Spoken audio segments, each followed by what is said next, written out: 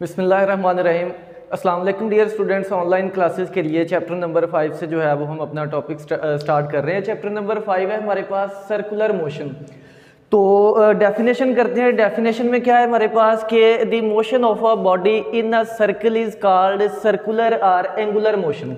इसको आप motion of a body in a plane भी कह सकते हैं, या सिंपल डेफिनेशन से हम कहेंगे the motion of a body in a circle is called circular और एंगुलर मोशन।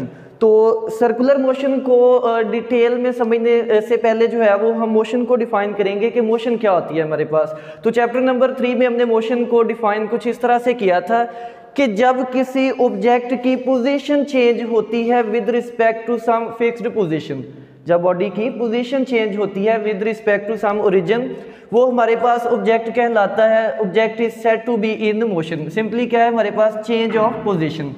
तो मोशन को अगर हम डिफाइन करें तो इसमें हमारे पास टाइप्स में लीनियर मोशन आ जाती है, सर्कुलर मोशन आ जाती है और वाइब्रेटरी मोशन आ जाती है। लीनियर मोशन क्या है हमारे पास, जब भी कोई ऑब्जेक्ट स्ट्रेट लाइन में मोशन करता है, स्ट्रेट लाइन में, या आप इसको सिंपली कह सकते हैं कि बॉडी मोशन करता है वन डायमेंशन में, तो ये ऑब्जेक्ट की मोशन कहलाएगी लीनियर मोशन। अब इसके बाद सर्कुलर मोशन क्या है, जब भी कोई बॉडी मोशन करती है किस में, प्लेन में। ये प्लेन क्या हो सकता है, प्लेन आपके पास 2 डायमेंशन में एक्स वाई प्लेन भी ले सकते हैं, वाई जी प्लेन भी ले सकते हैं, जेड एक्स कोई भी प्लेन ले सकते हैं, या सिंपली कह दें कि जब आपके पास 2 डायमेंशन में या किसी फिक्स्ड पोजीशन के गिर्द ऑब्जेक्ट अपनी मोशन को क्या करता है, सर्कल में परफॉर्म करता है, तो ऐसी मोशन को हम क्या बोलते हैं, सर्कुलर मोशन बोलते हैं। ठीक है। फिर उसके बाद वाइब्रेटरी मोशन भी हम नेक्स्ट 7 चैप्टर में पढ़ेंगे। वाइब्रेटरी मोशन क्या होती है कि जब भी कोई ऑब्जेक्ट फिक्स्ड पॉइंट के क्रॉस अपनी मोशन को रिपीट करता है, ये रिपीट अगर हम सिंपल पेंडुलम की बात करें फॉर स्मॉल डिस्प्लेसमेंट, तो ये भी लीनियर मोशन की तरह एक पॉइंट के क्रॉस अपनी मोशन को रिपीट कर रहा है। ठीक है। तो ये डिफरेंट टाइप्स है हमारे पास मोशन की। अब हमारा जो कंसर्न है चैप्टर नंबर 5 है सर्कुलर मोशन। तो हम डिटेल में स्टडी करेंगे किसको, सर्कुलर मोशन को, सर्कुलर मोशन को या एंगुलर मोशन। अब मैं इसको डिफाइन थोड़ा सा एक्सप्लेन करता हूँ कि इसको एंगुलर मोशन क्यों कहते हैं। देखें फॉर एग्जांपल, हमने एक एग्जांपल लिया है कि ये पॉइंट P है, ये इस सर्कल में इस तरह एंटी क्लॉकवाइज जो है ये रोटेट कर रहा है about a fixed position O।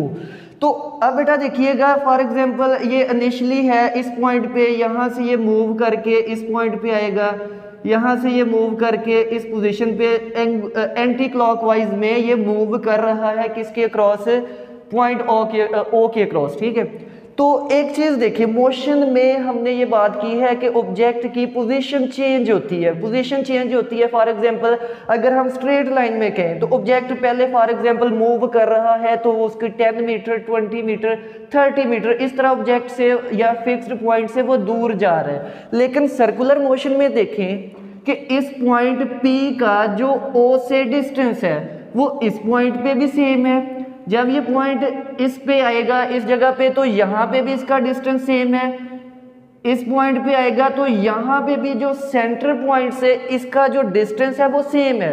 तो फिर चेंज ऑफ पोजीशन कैसे हो रही है जी, चेंज ऑफ पोजीशन हो रही है एक एंगल के साथ। देखिए यहाँ पे इसका एंगल और बन रहा है, यहाँ पे इसका एंगल कुछ जो है वो और बन रहा है। तो सिंपली आप कह सकते हैं, ये MCQs में भी बात आई हुई है कि in which type of motion the distance of the object from point वो remain same, तो वो सर्कुलर मोशन होती है जिसमें जो सेंटर से पॉइंट का डिस्टेंस है वो तो सेम रहता है।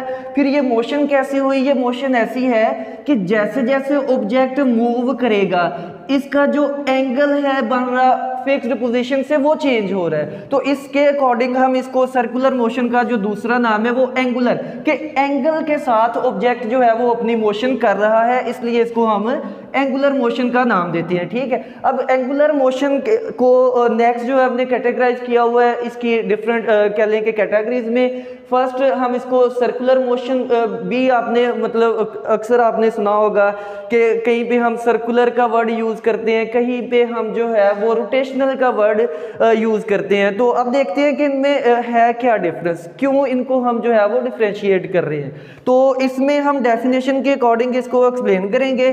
फर्स्ट है हमारे पास सर्कुलर मोशन। सर्कुलर मोशन क्या है, डेफिनेशन देखिएगा, the motion of a body the motion of a body in which axis of rotation lies outside the body, कि जिसमें एक्सिस ऑफ बॉडी या वो पॉइंट, अभी एक्सिस ऑफ रोटेशन को मैं एक्सप्लेन करता हूँ, इससे पहले एक बात समझिएगा कि वो फिक्स्ड पोजीशन पॉइंट जिसके अक्रॉस बॉडी मूव कर रही है, वो पॉइंट अगर जो है बॉडी के आउटसाइड लाई करेगा तो ऐसी बॉडी, ऐसी मोशन को हम क्या नाम देंगे? Circular motion. इसकी एग्जांपल क्या आ जाती है? आपने अक्सर सुना होगा कि सन जो है वो सर्कुलर मोशन, अर्थ जो है वो सन के अक्रॉस सर्कुलर मोशन कर रहा है। अब देखिए अर्थ कैसे रोटेट करती है। फॉर एग्जांपल ये सन हमारे पास एज अ फिक्स्ड पॉइंट है, हम कंसीडर करेंगे एस, और अर्थ जो है वो इसके अक्रॉस जो है वो सर्कुलर पाथ में रोटेट कर रही है। तो जो अर्थ की मोशन है अबाउट सन वो क्या कहलाएगी? फिर सर्कुलर मोशन।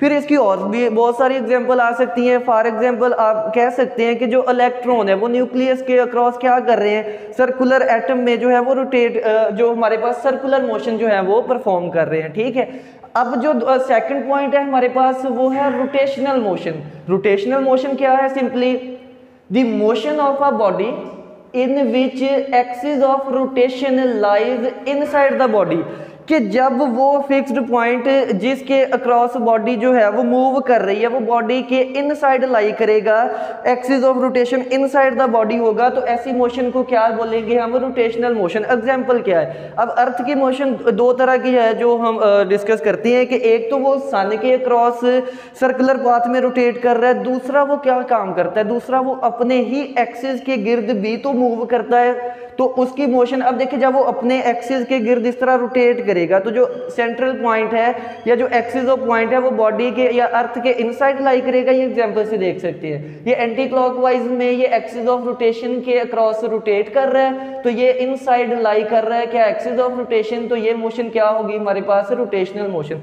इसकी और एग्जांपल क्या है? सीलिंग फैन है। फॉर एग्जांपल आप रूम में कोई भी फैन देखेंगे तो आप देखेंगे कि जो एक्सिस ऑफ रोटेशन है बॉडी उसी के क्रॉस जो है वो रोटेट कर रही है। आप उसके लट्टू की एग्जांपल देख सकते हैं। ठीक है, रोटेट कर रहा है, रोटेट करते हुए जिस पॉइंट के गिर्द वो रोटेट कर रहा है वो इनसाइड द बॉडी लाई कर रहा है, इसलिए इस मोशन को हम क्या नाम देंगे? रोटेशनल मोशन का नाम देंगे। ठीक है, अब चैप्टर को हम जो है वो टॉपिक को नेक्स्ट डिस्कस करते हैं। जब भी मोशन को हम डिस्कस करते हैं, ठीक है, एक्सप्लेन करते हैं, तो उसमें जो डिफरेंट चीज़ें होती हैं हमारे पास, सबसे पहले डिस्प्लेसमेंट होता है, वेलोसिटी होती है, और क्या होता है हमारे पास? एक्सेलरेशन है। तो अब हम एंगुलर मोशन को एक्सप्लेन कर रहे हैं या सर्कुलर मोशन में, तो इसमें भी हमारे पास क्या चीज़ें आएंगी? इसमें भी हमारे पास डिस्प्लेसमेंट आएगा, वेलोसिटी आएगी और एक्सेलरेशन आएगा।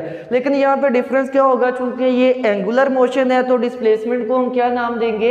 Angular displacement. जब वेलोसिटी की बात आएगी तो वो भी क्या होगा हमारे पास? एंगुलर वेलोसिटी होगी। जब एक्सेलरेशन पे आएंगे तो वो भी हमारे पास एंगुलर एक्सेलरेशन होगा। ठीक है, तो इस तरह से हम जो है सबसे पहले इस चैप्टर का जो टॉपिक है 5.1 उसको हम डिस्कस करेंगे कि एंगुलर डिस्प्लेसमेंट क्या है हमारे पास। सबसे पहले डेफिनेशन होती है, तो देखिए the angle subtended bye a body at the centre of a circle in moving along a circle is called angular displacement. इसको हम एक्सप्लेन करते हैं इस तरह कि फॉर एग्जांपल कोई भी एक पॉइंट है, कोई भी एक बॉडी है, उसको हमने पॉइंट पी से जो है वो रिप्रेजेंट कर दिया है। अब ये इस फिक्स्ड पॉइंट के क्रॉस एंटी क्लॉकवाइज में रोटेट कर रहा है, तो अब हमने देखना है कि इसका एंगुलर डिस्प्लेसमेंट क्या होगा। तो डिस्प्लेसमेंट फॉर एग्जांपल ये इसका एक रेफरेंस लाइन है हमारे पास, ठीक है, इसको आप कोई भी एक्सिस ले सकते हैं। फॉर एग्जांपल इसको मैं एक्स ले लेता हूँ, तो ये मेरे पास क्या होगा? फिर वाई होगा, तो जी एक्सिस कहाँ पे होगा? जी आउटवर्ड होगा। ठीक है, इस एक्स वाई के परपेंडिकुलर नॉर्मल में। तो बेटा देखिए, लेट्स से कि इनिशियल जब टाइम था जीरो, टाइम जीरो था, तो ऑब्जेक्ट की जो पोजीशन है हमारे पास वो क्या थी? OP1। OP1 इसकी इनिशियल पोजीशन थी। तो इस पॉइंट पे वो अपने रेफरेंस पॉइंट के साथ एक एंगल थीटा बना रहा था।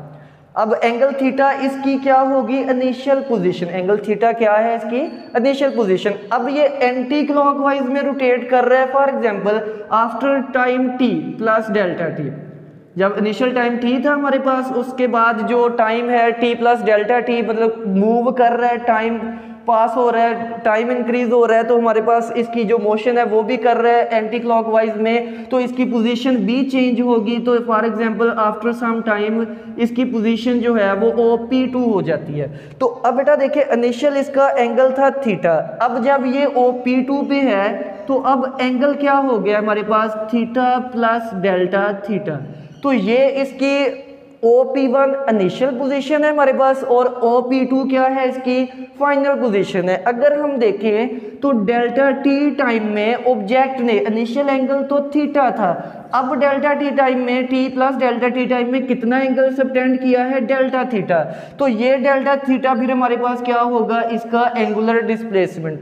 सिंपली इसको आपने इस तरह से अंडरस्टैंड करना है, जब भी कोई ऑब्जेक्ट सर्कल में रोटेट करता है तो जो सेंटर पे एंगल बनता है वो इसका क्या कहलाता है, एंगुलर डिस्प्लेसमेंट। अब इसको और अगर हम सिंप्लीफाई करें तो डिस्प्लेसमेंट की डेफिनेशन जो हमने थर्ड चैप्टर में की थी कि change in position from initial to final, तो वही अगर हम यहाँ पे चेंज इन पोजीशन देखें तो इनिशियल पोजीशन हमारे पास थी थीटा और फाइनल पोजीशन क्या थी हमारे पास, थीटा प्लस डेल्टा थीटा। तो चेंज हम कैसे लेते हैं कि फाइनल पोजीशन में से इनिशियल पोजीशन को क्या कर देते हैं, माइनस कर देते हैं, तो ये नेगेटिव ये कैंसिल हो जाएगा, तो हमारे पास जो डिस्प्लेसमेंट है वो क्या आ जाएगा, डेल्टा थीटा। तो delta theta is the angle subtended by the particle while moving in a circle. ठीक हो गया। तो जब भी कोई ऑब्जेक्ट सर्कल में रोटेट करते मूव कर रहा होगा तो जो सेंटर पे सर्कल के सेंटर पे जो हमारे पास एंगल बनेगा उसको हम क्या नाम देंगे, एंगुलर डिस्प्लेसमेंट का। ठीक है। फिर उसके बाद इसका जो इम्पोर्टेंट पॉइंट है वो है हमारे पास एक्सिस ऑफ रोटेशन। बेटा ये पॉइंट अंडरस्टैंड करना इसलिए भी ज़रूरी है कि इसमें जितनी भी हमारे पास एंगुलर डिस्प्लेसमेंट हो, वेलोसिटी हो या एक्सेलरेशन हो, उस सब में जो डायरेक्शन बनती है वो हमेशा जो है वो एक्सिस ऑफ रोटेशन के अलोंग आती है।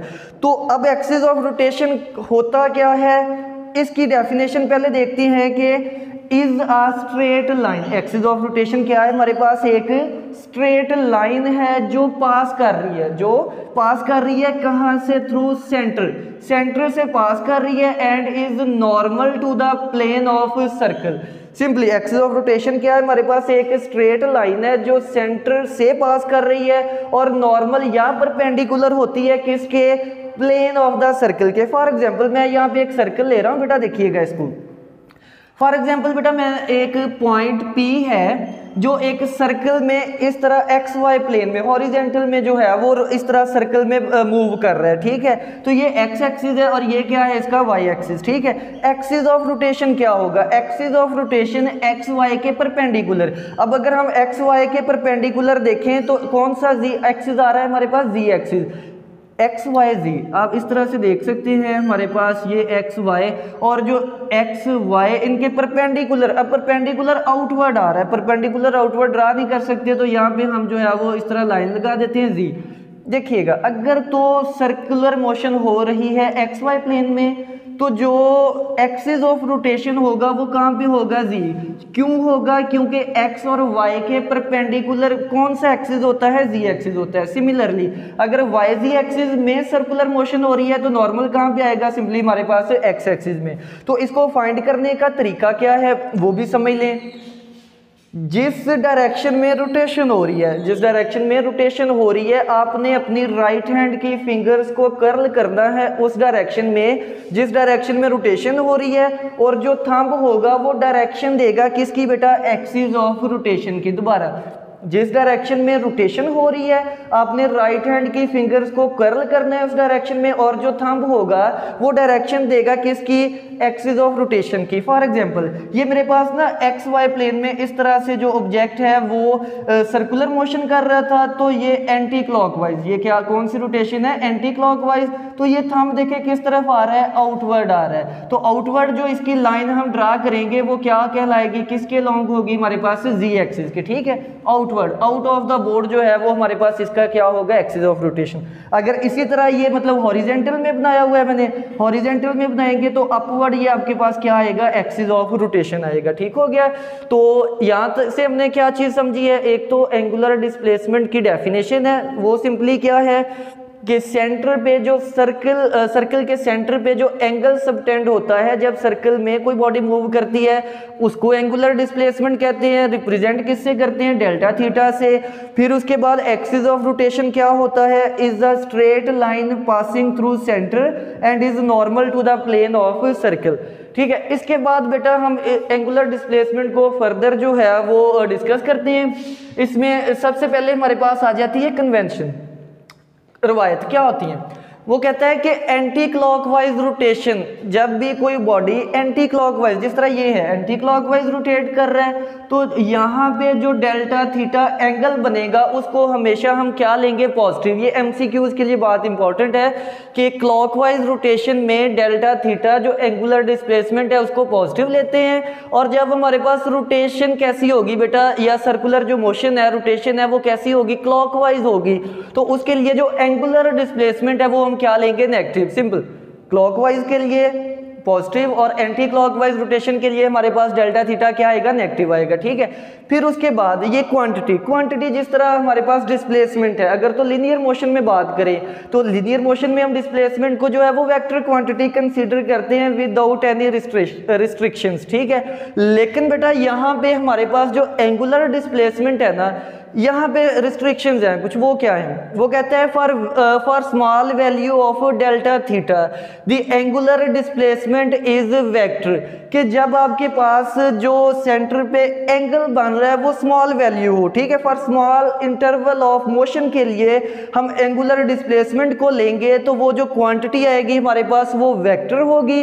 अगर हम लार्ज स्केल पे एंगल को स्टडी करेंगे, एंगुलर डिस्प्लेसमेंट को, तो वो हमारे पास वेक्टर क्वांटिटी नहीं होगी। वेक्टर क्वांटिटी होने के लिए कंडीशन क्या होती है, वेक्टर होने के लिए एक तो डायरेक्शन होना जरूरी है, मैग्नीट्यूड यूनिट है। फिर सबसे इंपॉर्टेंट बात ये होती है कि वेक्टर लॉ जो है उस पर अप्लाई हो। जिस तरह हेड टू टेल रूल है, वेक्टर को हमेशा हम ऐड करने के लिए head to tail rule apply करते हैं। तो जब भी ये रूल्स अप्लाई होंगे किसी क्वांटिटी पे, हेड टू टेल रूल, तो वो क्वांटिटी हमारे पास वेक्टर कहलाएगी। अब बेटा जो हमारे पास एंगुलर डिस्प्लेसमेंट है, जब स्मॉल वैल्यू कंसिडर करेंगे तो ये कंसिडर होगी एज अ वेक्टर क्वांटिटी। ठीक है। कंडीशन भी है, नोट कर लें अगर कहीं पे एमसीक्यूज में आ जाए कि जब डेल्टा थीटा लेस देन होगा 10 डिग्री तो वहां पे जो हमारे पास एंगुलर डिस्प्लेसमेंट है वो कंसिडर्ड होगा एज अ वेक्टर क्वांटिटी।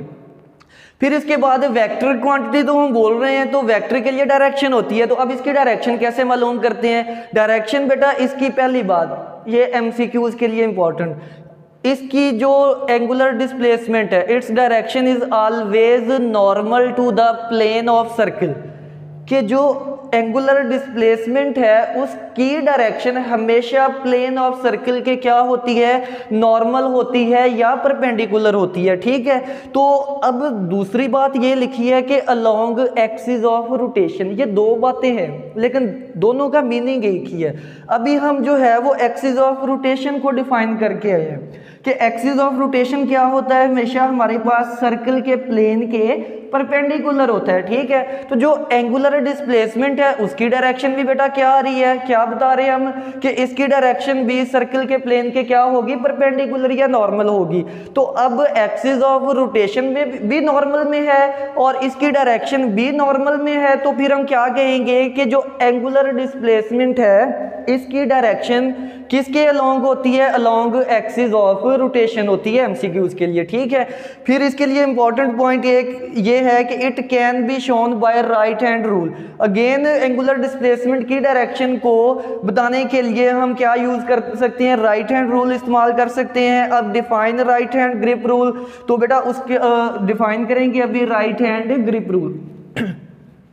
ये क्या होता है हमारे पास, grasp the axis of rotation. Axis of rotation को आपने थापना इस तरह से in right hand with fingers curling in direction of rotation, then the erect thumb indicates direction of angular displacement. देखिएगा आपने axis of rotation, for example ये हमारे पास एक एग्जांपल है सर्कुलर मोशन की, पॉइंट पी जो है वो इस तरह सर्कल में सर्कुलर मोशन परफॉर्म कर रहा है, एक्सिस ऑफ रोटेशन आउटवर्ड आ रही है। तो आपने एक्सिस ऑफ रोटेशन को ग्रैस्प करना है किस डायरेक्शन में, ऐसे ग्रैस्प करना है कि जो राइट हैंड की फिंगर्स हैं वो जिस डायरेक्शन में रोटेशन हो रही है उस डायरेक्शन में आप इसको कर्ल करें।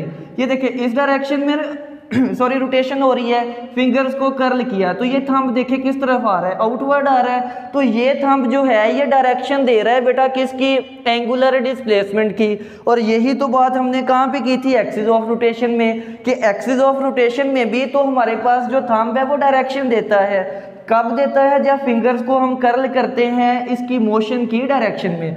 तो अगेन आप सिंपली कह सकते हैं कि एंगुलर डिस्प्लेसमेंट की जो डायरेक्शन होती है वो अलोंग होती है किसके, एक्सिस ऑफ रोटेशन के। फिर आ जाए इसका, हमने क्वांटिटी बता दी कि ये वेक्टर है, डायरेक्शन है, तो फिर उसके बाद आ जाता है हमारे पास के एंगुलर डिस्प्लेसमेंट के यूनिट्स क्या होते हैं और इसकी डायमेंशंस क्या होती हैं। तो सबसे पहले एसआई यूनिट्स होता है हमारे पास, SI unit is radian, RAD, इसका सैम्पल क्या होता है RAD, याद रखिएगा, जस्ट R नहीं लिखना। तो SI unit is radian, RAD से इसको लिखते हैं बेटा। और अदर यूनिट्स, एक तो एसआई यूनिट्स होते हैं, स्मॉल एसआई यूनिट रेडियन है, और ये इसके अलावा जो फर्दर हम यूनिट्स सर्कुलर मोशन में स्टडी करते हैं वो डिग्री भी होता है हमारे पास और रेवोल्यूशन भी होता है। डिग्री जो होता है ये हमारे पास मोस्टली स्मॉल डिस्प्लेसमेंट के लिए लेते हैं, और रेवोल्यूशन किसके लिए लेते हैं, ये लार्ज स्केल के लिए जो है वो हम लेते हैं। ठीक है, तो यहाँ से बेटा जो यूनिट्स की डेफिनेशन है उसको याद करने से ज़्यादा यूनिट्स को जो एप्लीकेशन है ना, अप्लाई करना, वो ज़्यादा इंपॉर्टेंट है।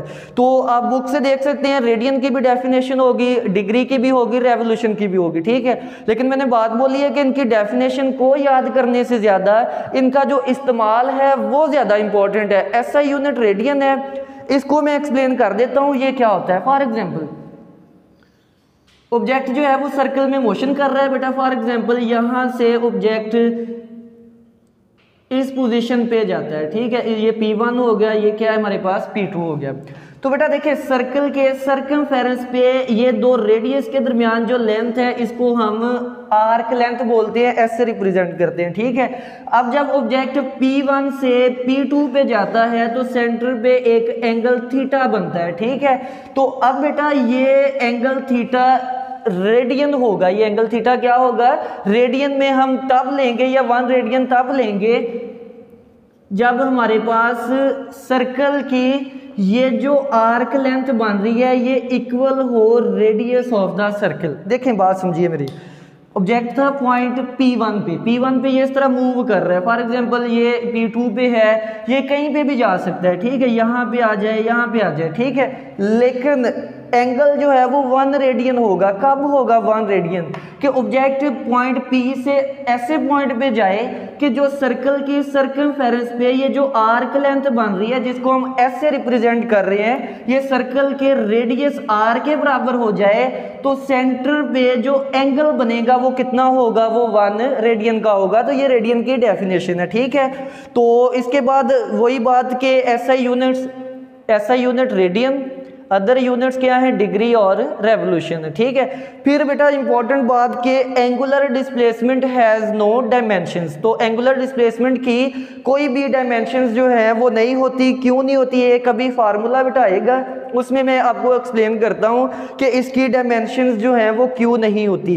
एक MCQs के लिए ये भी बात याद रखिएगा, अगर पेपर में पूछ ले कि ऐसी कोई क्वांटिटी जिसकी डायमेंशन तो नहीं होती लेकिन जो है वो यूनिट होता है, तो बेटा एंगुलर जो हमारे पास है डिस्प्लेसमेंट, इसकी डायमेंशन तो कोई नहीं होती लेकिन इसका यूनिट जो है वो ऐसा यूनिट रेडियन होता है। ठीक है, फिर इसके बाद इनका रिलेशन है हमारे पास SI यूनिट्स और जो फर्दर हमने यूनिट्स डिस्कस किए हुए हैं, इसके हमारे पास रिलेशन है कि जब बॉडी जो है वो सर्कल में एक कंप्लीट चक्कर करती है तो इसको बोलते हैं 1 रेवोल्यूशन। 1 रेवोल्यूशन होगी तो जो सर्कल पे ये जो कंप्लीट एंगल बनेगा ये कितना होगा हमारे पास, 360 डिग्री का होगा। फिर उसके बाद हमारे पास 1 रेवोल्यूशन है। अगर हम SI यूनिट्स में बात करें तो SI यूनिट्स में हमारे पास जो कंप्लीट एंगल है वो 2 पाई रेडियन होगा, और अगर यहाँ से फिर 1 revolution is equal to 360 degree और 1 revolution is equal to 2 pi radian, तो यहाँ से इन दोनों को हम कंपेयर कर सकते हैं। 2 पाई रेडियन ये किसके इक्वल आ जाएगा, 360 डिग्री के इक्वल आ जाएगा। यहाँ से बेटा नेक्स्ट हमारे पास है डेरिवेशन ऑफ इक्वेशन है हमारे पास S is equal to R theta. तो बेटा ये शॉर्ट क्वेश्चन के तौर पर पेपर में जो है काफ़ी दफ़ा जो है वो रिपीट हो चुका है कि derive equation S is equal to R theta. तो बेटा वही बात के इसको हम एक्सप्लेन करने के लिए यहाँ से देखिए कि एक ऑब्जेक्ट है जो इस तरह सर्कल में मूव कर रहा है, किस डायरेक्शन में, एंटी क्लॉकवाइज डायरेक्शन में। तो ये पॉइंट P1 से बेटा मूव करके कहाँ पे जाता है, P2 पे। तो यहां से हम कहेंगे कि जो थीटा एंगल सबटेंड हुआ है सर्कल के सेंटर पे वो इक्वल होता है किसके, आर्क लेंथ, ये जो सर्कल की सर्कमफेरेंस पे लेंथ मान रही है S divided by radius of the circle. दोबारा कि जब ऑब्जेक्ट सर्कल में मूव कर रहा है तो जो सर्कल के सेंटर पे एंगल थीटा बनेगा वो किसके बराबर होता है, आर्क लेंथ जो सर्कमफेरेंस पे लेंथ बन रही है divided by radius of the circle. लेकिन इंपॉर्टेंट बात याद रखने वाली ये है कि ये थीटा जो हम ले रहे हैं बेटा ये रेडियन में होगा, कि ये थीटा आप इक्वेशन तब अप्लाई करेंगे कि जब आपके पास एंगल किस में होगा, थीटा जो है वो रेडियन में आप कहेंगे, ठीक है। तो यहाँ से बेटा अब हमारे पास नेक्स्ट थीटा आर्क लेंथ को हम ऐसे लिखते हैं और इसके बाद रेडियस से आर हो गया सिंपली हमारे पास। तो यहाँ से theta is equal to S over R radian हो जाएगा। तो यहाँ से सिंपली हमारे पास आर को मल्टीप्लाई करें तो इक्वेशन हो जाएगी S is equal to R theta की। ये हमारे पास इसकी फाइनल जो है वो इक्वेशन है। अब यहाँ से जो है वो हम रिलेशन जो है वो देखेंगे कि इन यूनिट्स को हम किस तरह कंपैरिजन जो है वो कर सकते हैं। अब देखिएगा बेटा इसी बात को हम जो है वो फर्दर इस तरह से एक्सप्लेन करते हैं कि ये बॉडी सर्कल में रोटेट कर रही है। जब ये एक कंप्लीट चक्कर करेगा, एक कंप्लीट रेवोल्यूशन जो है ये करेगी तो सर्कल के जो सेंटर पे एंगल थीटा बनेगा। अब मेरी बात सुनिएगा, मैं क्या कह रहा हूं कि ये कंप्लीट रेवोल्यूशन करेगी। कंप्लीट रेवोल्यूशन करेगी तो सर्कल की जो सर्कमफेरेंस है वो किसके बराबर होता है, 2 पाई आर। यहाँ से ये मूव जो कंप्लीट एक रोटेशन करेगा तो डिस्टेंस कितना कवर करेगा, जितनी इसकी सर्कमफेरेंस है, और सर्कमफेरेंस ऑफ सर्कल बेटा वो किसके इक्वल होती है, S is equal to 2 pi R. अब बेटा यहाँ पे जब ये कंप्लीट रेवोल्यूशन करेगा तो थीटा कितना बन जाएगा जी, थीटा बेटा बन जाएगा 360 डिग्री। देखिएगा दोबारा कि 1 रेवोल्यूशन कर रहा है, थीटा कितना बनेगा 360 डिग्री। अब कंप्लीट रेवोल्यूशन कर रहा है तो ये डिस्टेंस कितना कवर करेगा, S is equal to 2 pi R जो कि इसकी सर्कमफेरेंस के इक्वल है। तो यहाँ से बेटा इस इक्वेशन में हम वैल्यू पुट करेंगे theta is equal to S over R. तो थीटा बेटा S देखिए आर्क लेंथ किसके इक्वल है, 2 पाई आर। दोबारा मेरी बात सुन लें कि ये हम किसके लिए रिलेशन ड्राइव कर रहे हैं, जब ये एक कंप्लीट रोटेशन जो है वो कर रहा है, ठीक है। तो डिवाइडेड बाय बेटा ये आर है, और ये मैंने बताया आपको कि ये एप्लीकेबल कब है, जब आप थीटा किस में मेजर कर रहे होंगे, रेडियन में। तो यहाँ से बेटा देखिएगा थीटा अब कंप्लीट रेवोल्यूशन है तो थीटा किसके इक्वल होगा, 360 डिग्री। तो यहाँ से बेटा आर से हम ये आर कैंसिल कर सकते हैं तो 2 पाई रेडियन। तो यहाँ से बेटा आपके पास एक रिलेशन आ जाता है कि 360 डिग्री किसके इक्वल है, 2 पाई रेडियन के। अगर यहाँ से हम बात करें कि पाई रेडियन, तो पाई रेडियन बेटा किसके इक्वल आ जाएगा, हमारे पास पाई रेडियन आ जाएगा 360 डिग्री डिवाइडेड बाय 2, तो यहाँ से 180 डिग्री के इक्वल जो है वो आ जाएगा, ठीक है। यहाँ से इंपॉर्टेंट एमसीक्यूज के अगर यहाँ से हम 1 रेडियन देखना चाहें कि 1 रेडियन जो है वो कितने डिग्री के इक्वल है, तो फिर हम क्या करेंगे बेटा, पाई रेडियन, पाई को इधर भी डिवाइड कर देंगे, ये पाई से इधर कैंसिल हो जाएगा, तो यहाँ पे क्या बन जाएगा 1 रेडियन, और ये किसके इक्वल होगा 180 डिग्री डिवाइडेड बाय पाई। तो बेटा इसको करेंगे 180 डिग्री डिवाइडेड बाय 3.14, तो 1 रेडियन जो है वो किसके इक्वल आ जाएगा, 57.3 डिग्री के जो है वो इक्वल आ जाएगा। तो ये बेटा आपने रिलेशन जो है वो अच्छे से याद रखना है कि 1 रेडियन किसके इक्वल है 57.3 डिग्री के। ये एमसीक्यूज के तौर पर बार बार जो है वो पेपर में रिपीट हुआ है। दिस ईयर जो एमडी कैट का पेपर है उसमें भी बेटा ये एमसीक्यूज पूछा गया है कि 1 रेडियन जो है वो कितने डिग्री के इक्वल होता है, तो वो किसके इक्वल है 57.3 डिग्री। अब यहाँ से अगर हमने फर्दर जो है वो रिलेशन फाइंड करना हो कि 1 डिग्री किसके इक्वल है, तो 1 यहाँ पे डिवाइड करेंगे तो 1 डिग्री हमारे पास इक्वल आ जाएगा 0.0174 जो है वो रेडियन के इक्वल होगा। ठीक है, आप सिंपली 57.3 को इधर डिवाइड करेंगे, यहाँ पे 1 डिग्री बच जाएगा और ऑलमोस्ट आप चेक कर सकते हैं वेरीफाई कि 1 डिग्री जो है वो 0.0174 रेडियन के इक्वल आ जाएगा। ठीक है, तो यहाँ तक बेटा आज हम अपनी टॉपिक को कंप्लीट करते हैं। दोबारा मैं इसको थोड़ा सा ओवरव्यू दे देता हूँ। सबसे पहले आपको सर्कुलर मोशन की डेफिनेशन का पता होना चाहिए। फिर हमने जो है वो डिफरेंशिएट किया था कि सर्कुलर मोशन में और रोटेशनल मोशन में क्या डिफरेंस होता है। फिर उसके बाद इसकी डिफरेंस की अगर बात करें तो जस्ट एक्सिस ऑफ रोटेशन का डिफरेंस है कि axis of rotation outside the body होगा तो सर्कुलर मोशन कहलाएगी, इनसाइड द बॉडी होगा तो क्या कहलाएगी, रोटेशनल मोशन कहलाएगी। फिर उसके बाद हमने एंगुलर डिस्प्लेसमेंट की डेफिनेशन की थी कि सर्कल के सेंटर पे जो एंगल सबटेंड होगा वो एंगुलर डिस्प्लेसमेंट कहलाएगा। फिर उसके बाद यहाँ से एक्सिस ऑफ रोटेशन है कि सेंटर पे एक स्ट्रेट लाइन, वो हमारे पास एक्सिस ऑफ रोटेशन है। कन्वेंशन में है कि पॉजिटिव कब लेते हैं जब एंटी क्लॉकवाइज रोटेशन, नेगेटिव कब लेते हैं जब हमारे पास क्या होती है, क्लॉकवाइज रोटेशन होती है। तो बाकी ये पॉइंट बेटा इसको अच्छे से देखिएगा। इस टॉपिक की अगर इम्पोर्टेंस की बात की जाए तो बेटा इस टॉपिक की जो सबसे ज़्यादा इम्पोर्टेंट चीज़ है वो इसके यूनिट्स का इस्तेमाल है। ठीक है, आपको यूनिट्स का जो है वो अच्छे से मतलब इस्तेमाल आना चाहिए कि 1 रेडियन किसके इक्वल होता है, 2 रेडियन किसके इक्वल है। फॉर एग्जांपल 1 रेडियन इक्वल है 57.3। यहाँ से अगर वो पूछ ले कि 2 रेडियन किसके इक्वल है तो दोनों साइड पे सिंपली 2 से मल्टीप्लाई कर दें तो 2 रेडियन जो है वो आपके पास डिग्री में आ जाएगा। ठीक है, तो यहाँ तक बेटा आप जो है वो अच्छे से इसको देखेंगे। नेक्स्ट जो एंगुलर वेलोसिटी है इसको हम जो है वो नेक्स्ट लेक्चर में करेंगे।